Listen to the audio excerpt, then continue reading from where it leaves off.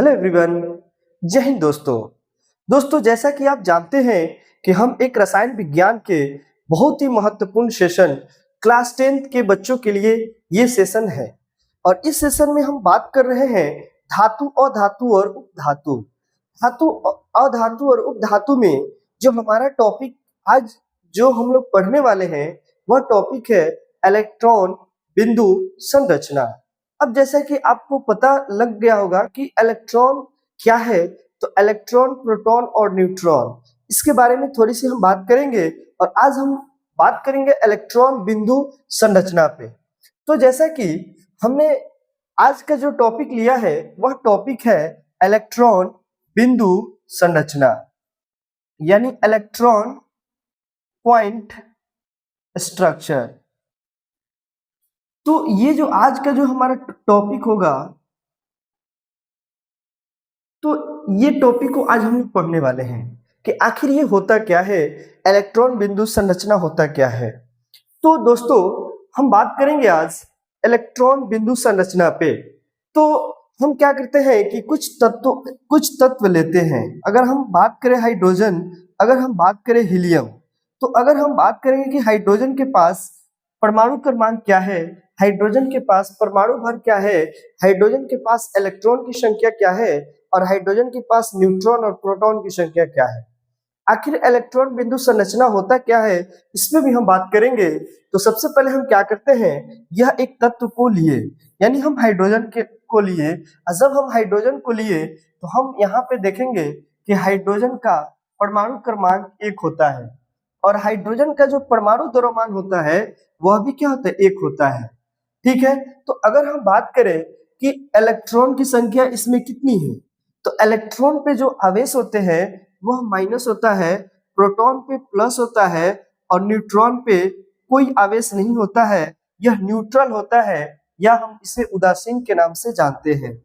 तो अगर हम बोले कि आखिर हाइड्रोजन के पास इलेक्ट्रॉन कितने हैं, और प्रोटॉन कितने हैं, और न्यूट्रॉन कितने हैं, और हम फिर बात करेंगे इलेक्ट्रॉनिक विन्यास की भी बात करेंगे। इसी के आधार पे हम इलेक्ट्रॉन बिंदु संरचना निकालेंगे, क्योंकि हम इलेक्ट्रॉनिक बिंदु संरचना पे बात कर रहे हैं, इसलिए थोड़ा सा हम इलेक्ट्रॉन पे बातें कर लेते हैं। अगर हम बोले कि इसका परमाणु क्रमांक जो है, परमाणु क्रमांक 1 है, अगर हाइड्रोजन के परमाणु क्रमांक जो है 1 है, ठीक है। अगर हम बोले इसके परमाणु द्रव्यमान कितना है, तो बोलिएगा कि सर परमाणु द्रव्यमान भी 1 है।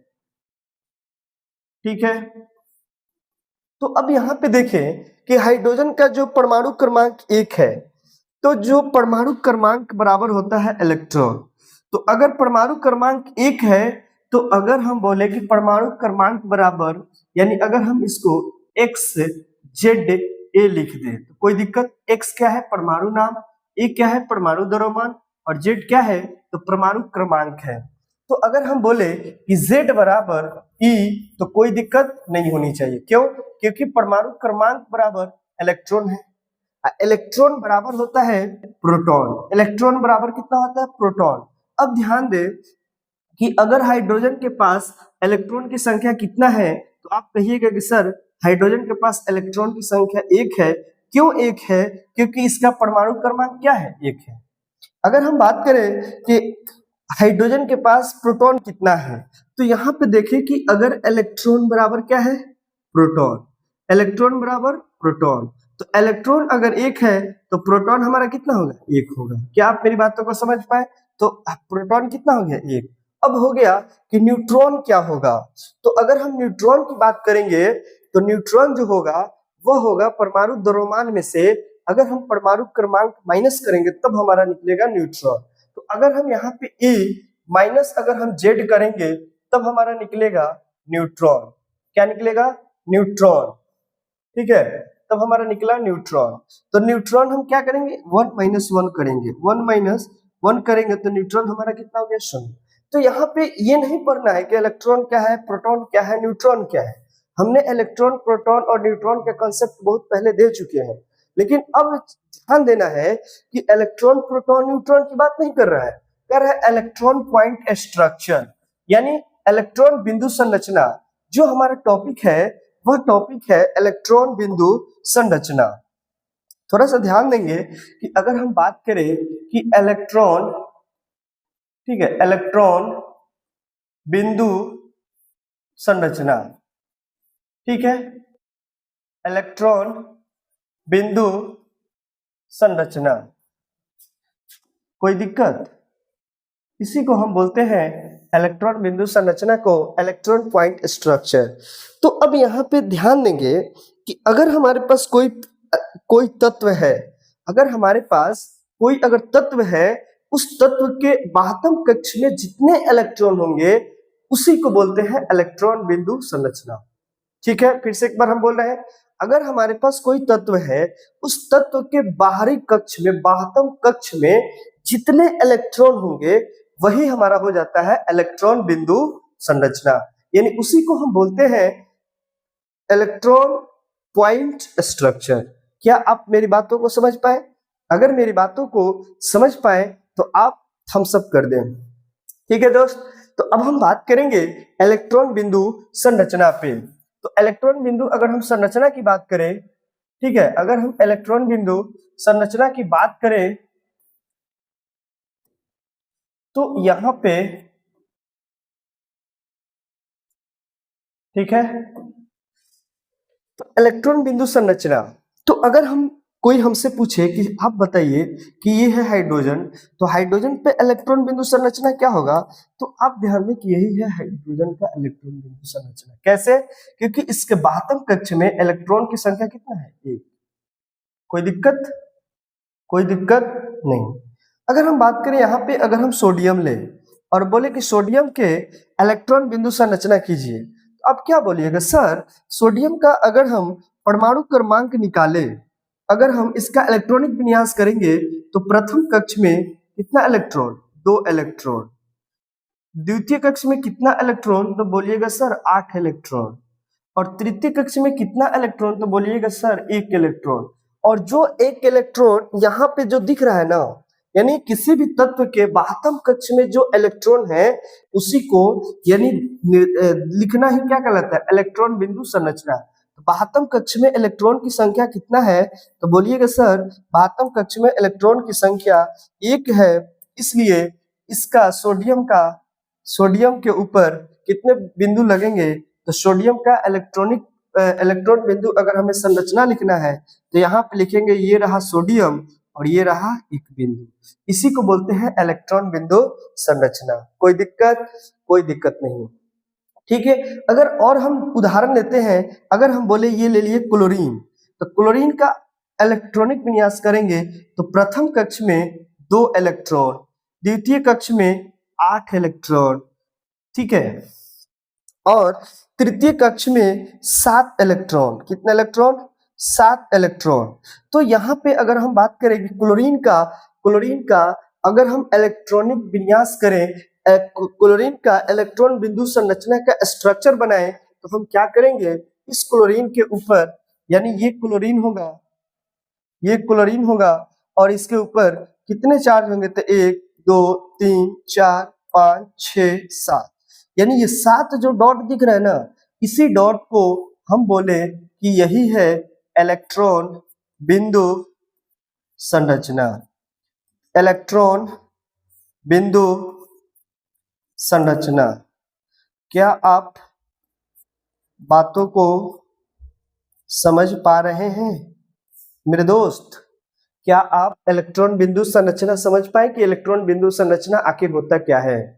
क्या आप चीजों को अच्छा से समझे? तो बोले यस सर। ठीक है, तो हम ना क्या करते हैं कि कुछ तत्व के बारे में लिखते हैं और ऐसा करते हैं कि आप हेडिंग पहले बना ले और लिख ले कि इलेक्ट्रॉन बिंदु संरचना किसे कहते हैं।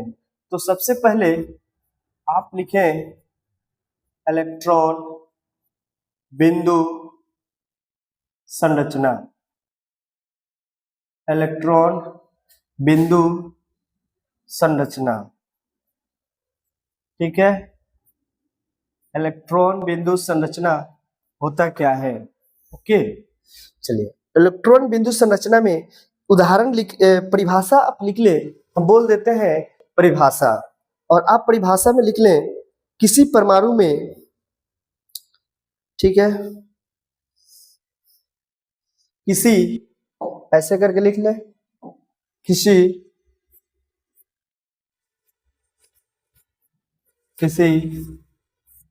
परमाणु, अगर पूछे कि इलेक्ट्रॉन बिंदु संरचना किसे कहते हैं तो लिख ले किसी परमाणु में इलेक्ट्रॉनों का, किसी परमाणु में इलेक्ट्रॉनों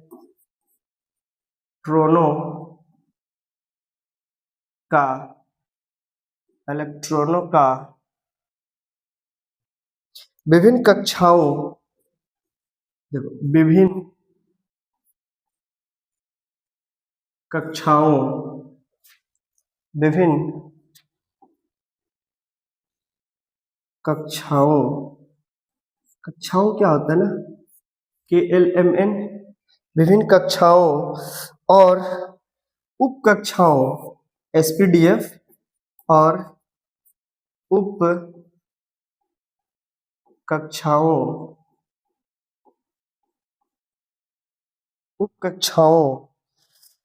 में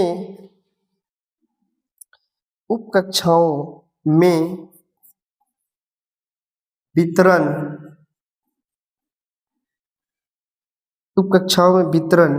ही इलेक्ट्रॉनिक बिंदु संरचना कहलाती है, इलेक्ट्रॉनिक बिंदु संरचना कहलाती है।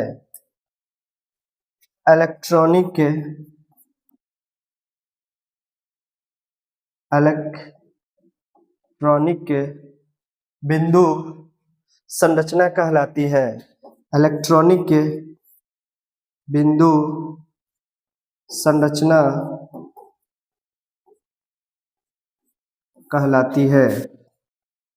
कहलाती है।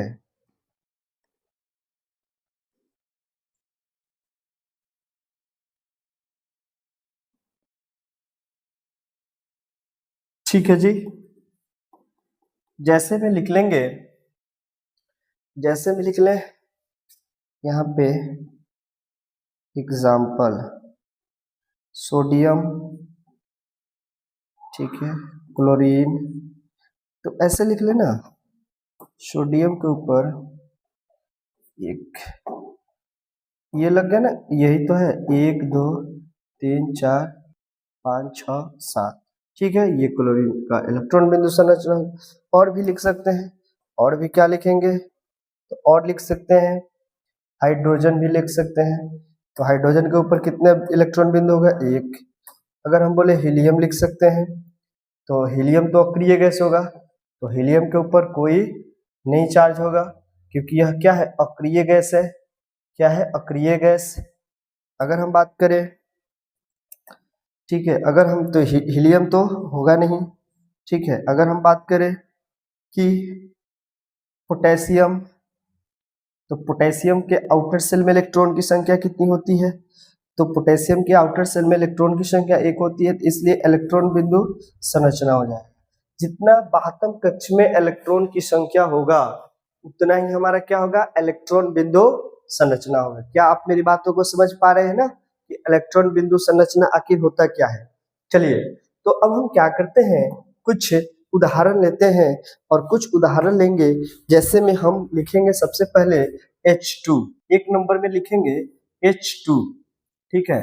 हम क्या लिखेंगे यार, वो ही नहीं रहा ना, यानी हम लिखेंगे H2, तो सबसे पहले आप डालेंगे H2, तो H2 का हम क्या करते हैं, स्ट्रक्चर बनाते हैं, ठीक है। अगर हम H2 का स्ट्रक्चर बनाएं तो हम बोलेंगे ये रहा हाइड्रोजन और ये रहा हाइड्रोजन, तो हाइड्रोजन के आउटर सेल में इलेक्ट्रॉन की संख्या 1, ठीक है, यानी हाइड्रोजन में, अगर हम बोले कि हाइड्रोजन में आउटर सेल में इलेक्ट्रॉन की संख्या 1, इसके पास भी 1 होता है कि नहीं। अगर हम अभी तो बोले हाइड्रोजन है, इसका परमाणु क्रमांक 1, परमाणु द्रव्यमान 1, तो हाइड्रोजन के आउटर सेल में इलेक्ट्रॉन की संख्या भी 1, इसलिए हाइड्रोजन क्या करेगा, 1 या तो देगा या तो लेगा। तो अगर दे रहा है किसी को तो प्लस, ले रहा है तो H-, ठीक है। तो अगर ध्यान दें कि हमें तो इलेक्ट्रॉन बिंदु संरचना है, तो ये है हाइड्रोजन गैस। तो अगर हम इसका नाम लिखें, हम बोले तो इसका नाम क्या होगा, तो हाइड्रोजन हाइड्रोजन गैस। ठीक है, हाइड्रोजन गैस है ये। ओके, कोई कंफ्यूजन होने की जरूरत नहीं है। तो हाइड्रोजन गैस है। तो अब देखिए यहाँ पे इलेक्ट्रॉन बिंदु संरचना अगर की हम बात करें, तो एक हाइड्रोजन के पास बातम कक्ष में इलेक्ट्रॉन की संख्या एक है ना, तो इसलिए यहाँ पे हम क्या लिखे हैं, एक। यहाँ पे जो हाइड्रोजन है इसके पास भी बातम कक्ष में इलेक्ट्रॉन की संख्या एक है। कोई दिक्कत, कोई डाउट नहीं होनी चाहिए। अब हम क्या करते हैं कि अगर हम बोले ये हाइड्रोजन है, ये अपना अष्टक पूरा कर लिया, ये अपना अष्टक पूरा करेगा कि नहीं, ठीक है, मिल रहा है, ठीक है, यहां से हो जाएगा। ठीक है, अगर हम बोले तो ये हाइड्रोजन क्या करेगा, ये अपना अष्टक पूरा करेगा। तो अब देखें कि इस हाइड्रोजन के पास इलेक्ट्रॉन बिंदु एक था, इसके पास भी कितना था, एक। तो इसको अपना ऑक्टेट पूरा करने के लिए इसको दो इलेक्ट्रॉन चाहिए, और इसको अपना ऑक्टेट पूरा करने के लिए दो इलेक्ट्रॉन चाहिए। तो दोनों आपस में क्या कर लिए, कोवैलेंट बॉन्ड बना लिए, यानी एक दूसरे से शेयर कर लिए। तो बोला कि देखो, ये हाइड्रोजन बोला कि मेरे पास एक इलेक्ट्रॉन ऑलरेडी है, अगर तुम अपना एक इलेक्ट्रॉन शेयर कर दोगे तो हमारे पास दो इलेक्ट्रॉन। ये बोला कि तुम भी हमको दो दोगे तो दो इलेक्ट्रॉन, दोनों अष्टक क्या हो जाएंगे, कंप्लीट हो जाएंगे। तो इस तरह से ये जो है ना, ये क्या हुआ, एक दूसरे के यानी क्या कर लिए, एक दूसरे से साझेदारी कर लिए। जैसे ही साझेदारी करेंगे तो अपना ऑक्टेट को पूरा कर लेंगे, अपना अष्टक को पूरा कर लेंगे। तो यहाँ पे देखें कि यह हाइड्रोजन अपना ऑक्टेट पूरा कर लिया, यह हाइड्रोजन अपना ऑक्टेट पूरा करके अस्थायी हो गया। तो यहाँ पे ये जो बिंदु दिख रहा है ना, इसी को बोला गया इलेक्ट्रॉन बिंदु संरचना। क्या बोला गया, इलेक्ट्रॉन बिंदु संरचना। क्या आप मेरी बातों को समझ पाए, इसी को बोला गया इलेक्ट्रॉन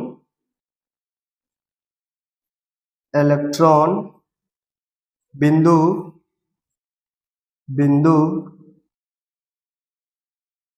संरचना।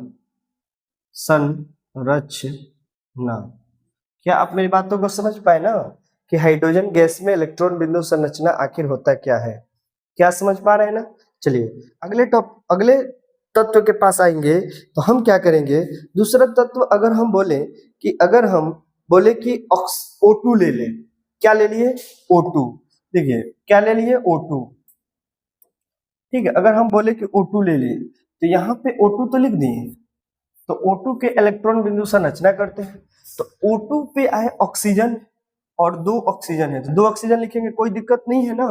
चलिए, तो यहाँ पे देखिए कि अगर हम ऑक्सीजन के बारे में बात करें, तो यहाँ पे हम ऑक्सीजन का परमाणु क्रमांक कितना होता है, 6।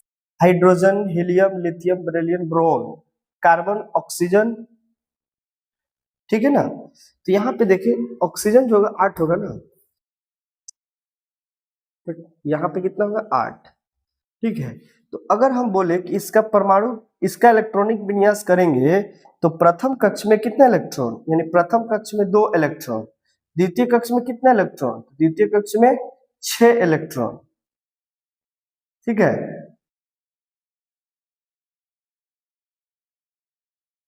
ठीक है, O2 पे अगर हम बात करें 6 इलेक्ट्रॉन हुआ ना जी। तो अब देखिए ना, ऑक्सीजन के पास बातम कक्ष में कितने इलेक्ट्रॉन, 6 इलेक्ट्रॉन। अब देखिए यहाँ पे 1 2 3 4 5 6, 6 हुआ ना जी। अब देखिए यहाँ पे 1 2 3 4 5 6। तो अब यहाँ पे हम क्या करेंगे कि इस बिंदु को अगर हम यहाँ पे कर दिए 6, तो अब देखें कि ये है इलेक्ट्रॉन बिंदु संरचना। क्या है, इलेक्ट्रॉन बिंदु संरचना। क्योंकि जैसे ही डॉट दिए ना, इसी को बोलते हैं डॉट।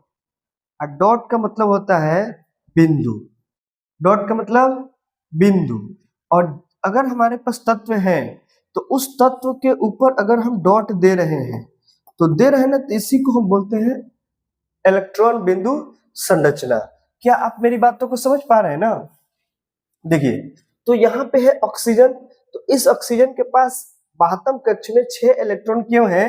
क्योंकि जब हम इसका इलेक्ट्रॉनिक विन्यास किए तो इसके बाह्यतम कक्ष में कितने इलेक्ट्रॉन? 6 इलेक्ट्रॉन। तो यही 6 इलेक्ट्रॉन को तो हम यहाँ पे दिखा रहे हैं ना, 1 2 3 4 5 6, 1 2 3 4 5 6। यहाँ पे देखिए इस ऑक्सीजन के पास 1 2 3 4 5 6, तो यानी इस ऑक्सीजन के पास 6 इलेक्ट्रॉन, इस ऑक्सीजन के पास 6 इलेक्ट्रॉन। ऑक्सीजन अपना ऑक्टेट को कंप्लीट करने के लिए उसे कितने इलेक्ट्रॉन की आवश्यकता है? तो आप बोलेंगे कि सर एक ऑक्सीजन को अपना ऑक्टेट पूरा करने के लिए अगर उसे 2 इलेक्ट्रॉन मिल जाए, ठीक है। अब ना यहाँ पे थोड़ा सा अगर हम बोले कि ऑक्सीजन को अपना ऑक्टेट पूरा करने के लिए 8 इलेक्ट्रॉन चाहिए, तो 2 इलेक्ट्रॉन इससे ले लेगा और 2 इलेक्ट्रॉन इससे ले लेगा, आपस में साझेदारी करके, एक दूसरे से साझेदारी करके अपना ऑक्टेट को कंप्लीट कर लेंगे। ऑक्टेट को कंप्लीट जैसे किए तो वह एक प्रकार का यौगिक का निर्माण कर देगा और उसी यौगिक को हम ऑक्सीजन गैस के नाम से जानते हैं। लेकिन थोड़ा सा ध्यान दें कि अगर हम बोले कि इस ऑक्सीजन के पास बाह्यतम कक्ष में 6 इलेक्ट्रॉन है, 6 इलेक्ट्रॉन है ना, तो इसके ये 11th का कंसेप्ट है, हम वहीं पे बताएंगे। यहाँ पे अगर हम बोले इसके पास 6 इलेक्ट्रॉन है, तो इसके ऑक्टेट को कंप्लीट करने के लिए इसके पास 2 ऑप्शन है। या तो 6 इलेक्ट्रॉन क्या कर दे, किसी को डोनेट कर दे। अगर यहाँ पे किसी को डोनेट किया, अगर ऑक्सीजन 6 इलेक्ट्रॉन किसी को डोनेट किया तो अपना ऑक्टेट पूरा कर लिया कि नहीं? क्योंकि बाह्यतम कक्ष में इसे होने के लिए 2 होना चाहिए, या तो 8 होना चाहिए, या तो 18 होना चाहिए, या तो जो भी हो, यानी या ये अगर हो गया तो ऑक्टेट कंप्लीट कर लिया। तो यहाँ पे देखिए, यहाँ पे 6 इलेक्ट्रॉन किसी को दे दिया तो अपना ऑक्टेट को कंप्लीट कर लिया। लेकिन अगर क्या करे कि ये 6 इसके पास बाह्यतम कक्ष में इलेक्ट्रॉन है, ये क्या करे, किसी से 2 इलेक्ट्रॉन ले ले, किसी से 2 इलेक्ट्रॉन ले, तो ये क्या हो जाएगा 8, 2 और 8, तो ये अपना ऑक्टेट को कंप्लीट किया। तो इसके पास 2 ऑप्शन था कि नहीं? पहला ऑप्शन था कि 6 इलेक्ट्रॉन किसी को दे दे तो भी ऑक्टेट कंप्लीट, या तो 2 इलेक्ट्रॉन किसी से ले ले तो भी अपना ऑक्टेट को कंप्लीट कर रहा है, अष्टक को कंप्लीट कर रहा है। मेरी बात समझ में आ रही है ना? लेकिन ये क्यों और कैसे हो रहा है, तो ये 11th में हम पढ़ाते हैं उसको बहुत ही अच्छा से, यहाँ पे हम समय बर्बाद नहीं करेंगे। ये चीजें जो है ना, ये 11th का कंसेप्ट है, ठीक है। अब यहाँ पे देखें कि अगर हम बात करें तो यहाँ पे आउटर सेल में 6 इलेक्ट्रॉन है, तो देखें अब इसको चाहिए कितना और इलेक्ट्रॉन, 2 इलेक्ट्रॉन। इस ऑक्सीजन को ऑक्टेट को कंप्लीट करने के लिए 2 इलेक्ट्रॉन। तो ये क्या करेगा ना कि साझेदारी करेगा, ये एक दूसरे से साझेदारी करेगा। कैसे साझेदारी करेगा? देखिए, ये कहेगा कि ये 2 इलेक्ट्रॉन जो है ना तुम हमें दे दो, ठीक है।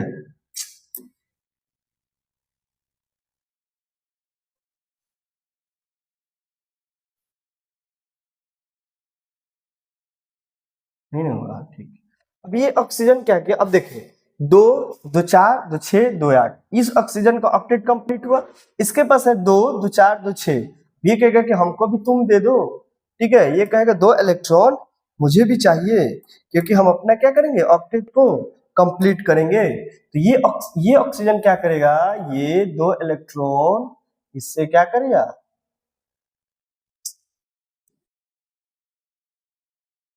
चलो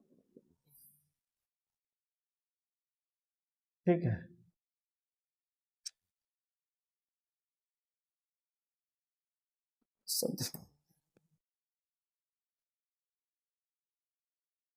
देखिए अब नहीं होगा, तो ये 8 इलेक्ट्रॉन कंप्लीट किया ना जी, यानी ये ऑक्सीजन के पास कितने इलेक्ट्रॉन, 8 इलेक्ट्रॉन।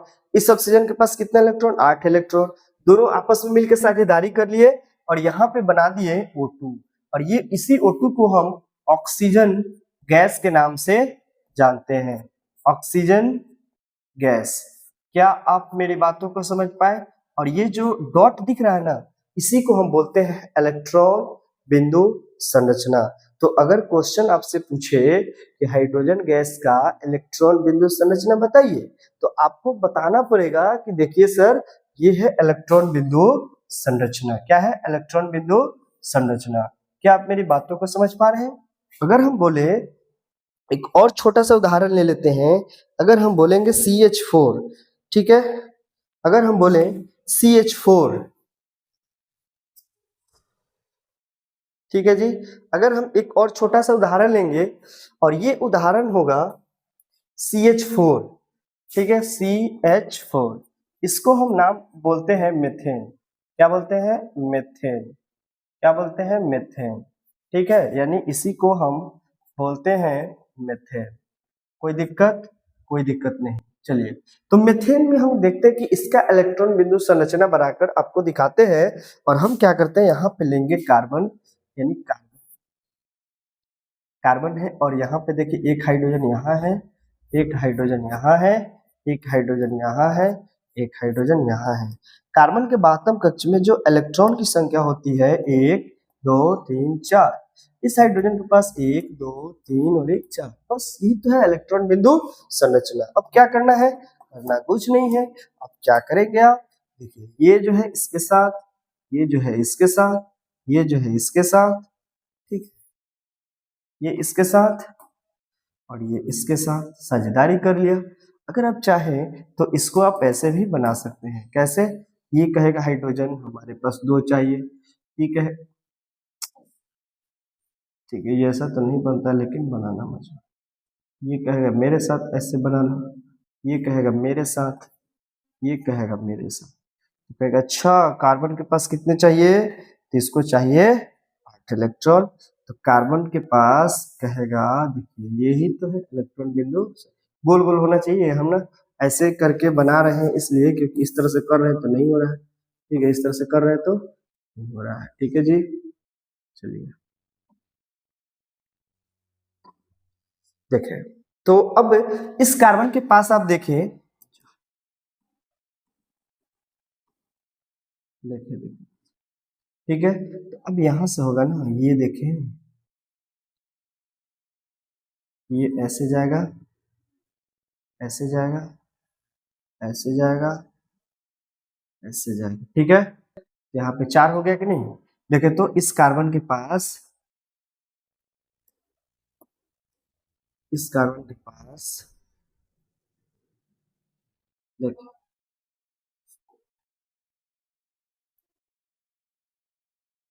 तो मुझे लग रहा है कि आप इलेक्ट्रॉन बिंदु संरचना बहुत अच्छा से समझ गए। अब देखें ना, इस कार्बन के पास कितना है? 1 2 3 4 5 6 7 और 1 8, 8 कंप्लीट कर लिया कि नहीं? ठीक है, अच्छा कैसा करते हैं ना, करते क्या है देख लेते हैं। यहाँ पे देखें, इसको हम दूसरा कलर ले लेते हैं। यही तो है इलेक्ट्रॉन बिंदु संरचना। क्या आप मेरी बातों को समझ पाए? समझ पा रहे हैं ना? समझ में आ रहा है ना? देखें, अब देखें, यहाँ पे देखें, यहाँ पे आप देखेंगे, गौर करें तो कार्बन के पास था 1 2 3 और 4, 4 हो गया। और हाइड्रोजन के बातम कक्ष में 1 इलेक्ट्रॉन 2 इलेक्ट्रॉन 3 इलेक्ट्रॉन 4 इलेक्ट्रॉन।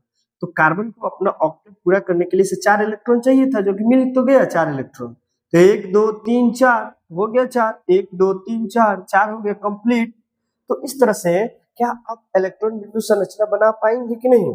तो देखो ऐसे ना बनेगा, ये है कार्बन, एक यहाँ, एक यहाँ, एक यहाँ, एक यहाँ, और ये वाला जो है ऐसे बनाएगा, ठीक है। लेकिन ऐसे डिलीट हो जा रहा है ना, इसलिए हम ऐसे फिगर बन ड्रॉ किए हैं, ठीक है।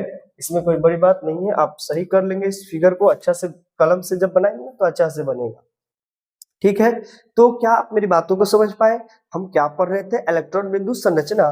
तो ऐसा आप करें कि घर पे बैठे तो 1 से लेकर 30 तक, 30 नहीं 20 तक रहे, 1 से लेके 20 तक जितने भी तत्व हैं आवर्त सारणी में, ऐसे लिखे 1 से लेकर 20 तक आवर्त सारणी में, आवर्त सारणी में, आवर्त सारणी में जो तत्व, जो तत्व हैं उनका इलेक्ट्रॉन बिंदु संरचना ज्ञात करें। उनका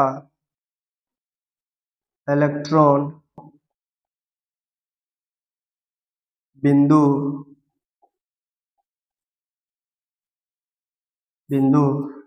संरचना ज्ञात करें, संरचना ज्ञात करें, ठीक है दोस्तों। तो आज का क्लास हम यहीं तक रखते हैं, और फिर हम अगले क्लास में आएंगे तो फिर हम बात करेंगे कुछ महत्वपूर्ण ऑब्जेक्टिव प्रश्न और उसके बाद ये लेसन मेरे तरफ से कंप्लीट। अगर कोई टॉपिक छूट रहा है, अगर कोई कंसेप्ट समझ में नहीं आ रहा है, तो आप हमें कमेंट कर दें, हम उस कमेंट को माध्यम से आएंगे और वहां से एक एक चीज को, डाउट को क्लियर कर देंगे और वहां पे फिर हम एक सेशन रख देंगे, डाउट सेशन रख के सारे क्वेश्चन को करा देंगे। अगर कोई टॉपिक छूटा हो तो आप हमें बता दें। इस तरह से ये लेसन मेरे तरफ से कंप्लीट हुआ और आपके तरफ से कंप्लीट हुआ कि नहीं, तो आप क्या करें, ठीक है, आप क्या करें कि, ठीक है, आप क्या करें ना कि ये चौथा लेसन मेरे तरफ से कंप्लीट, क्या जी, कंप्लीट बोले, तो ये लेसन मेरे तरफ से पूरी तरह से कंप्लीट हुआ। और आप क्या करें कि अगर कोई डाउट है तो आप हमें बताएं, कमेंट करें। आप मेरा नंबर ले सकते हैं, व्हाट्सएप कर सकते हैं, और यहाँ पे ये जो नंबर है 9934666181, इस नंबर पे अपना व्हाट्सएप कर सकते हैं और डाउट पूछ सकते हैं। उस डाउट को आकर क्लास में बहुत ही अच्छा से हम उस डाउट को क्लियर कर देंगे। ठीक है दोस्तों, तो आज के लिए इतना ही रखेंगे। Wish you all the best, have a nice wonderful a good time दोस्तों, जय हिंद।